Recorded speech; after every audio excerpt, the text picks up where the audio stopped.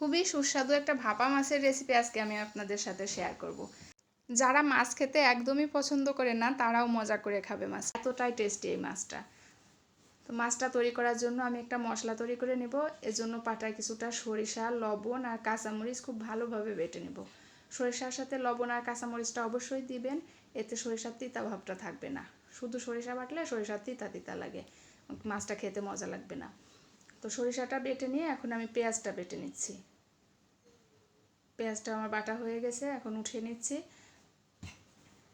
এখন একটা পুডিংয়ের বাটিতে দিয়ে দিলাম পেঁয়াজ বাটা আর ওই সরিষা বাটাটা। সরিষা বাটা আর পেঁয়াজ বাটা দিয়ে এর সাথে দিয়ে দিচ্ছি আমি আদা রসুন পেস্ট।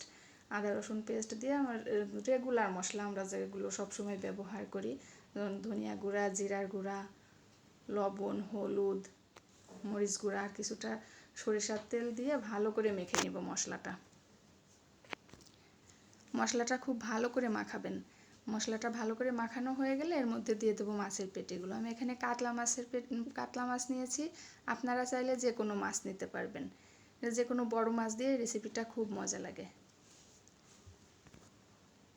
মাছের সাথে মশলাটা খুব ভালোভাবে মাখাতে হবে, যেহেতু আমি মাছটা ভাপ দিয়ে রান্না করব। মশলাটা মাছের মধ্যে না গেলে খেতে ভালো লাগবে না। চেষ্টা করবেন মশলাটা মাছের সাথে খুব ভালো করে মাখানোর। মাছটা মশলার সাথে মাখানো হয়ে গেলে উপর থেকে কয়েকটা কাঁচামরিচ আর সরিষার তেল দিয়ে দিলাম। দিয়ে মাছটা আমি দমে রেখে দিই, মানে রেস্টে রেখে দেবো 10 মিনিট। 10 মিনিট পর আপনাদেরকে দেখাচ্ছি। আমি রাইস কুকারে পানি গরম করতে দিয়েছিলাম। পানিটা আসলে আমি ভাত রান্না করার জন্য দিয়েছি, দুপুরে আমি ভাত রান্না করবো এই জন্য পানি গরম করতে দিয়েছি রাইস কুকারে।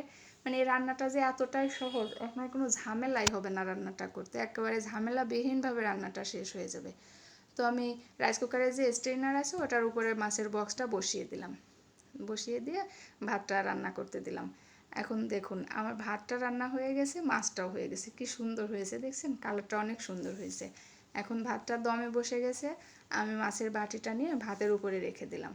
তো আমি দুপুরে যখন খাবার পরিবেশন করব তখন এই মাছটা ভাতের উপর থেকে উঠাবো, ততক্ষণ পর্যন্ত এভাবেই থাকবে।